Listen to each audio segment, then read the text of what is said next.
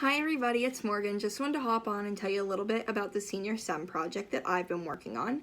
So this is actually a project that I began sophomore year as my sophomore essay project for the honors program.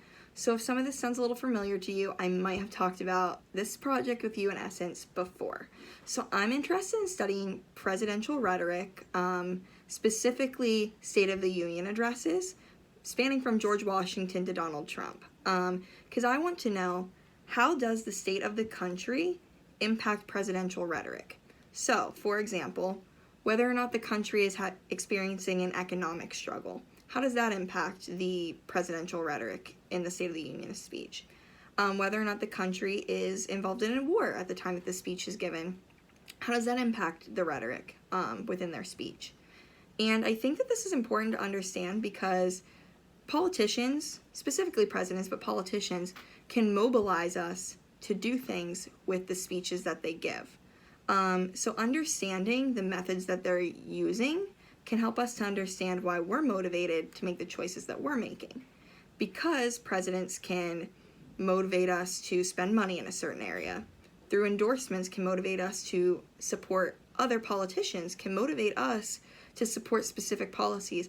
So understanding the choices that they're making in their speeches and understanding why they're making those choices can help us to understand further why other politicians are making these rhetorical choices, but can help us to understand why we're motivated to do things. So to complete this project, I'm planning on utilizing the text context analysis software, Profiler Plus.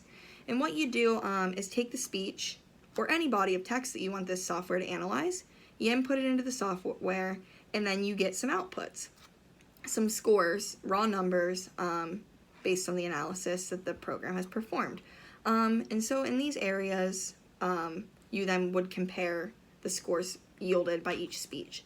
And some such categories are belief in one's own ability to control events, which is really important when it comes to understanding presidential rhetoric, because presidents can think that they can control events by using these certain speech patterns and motivate us to do things.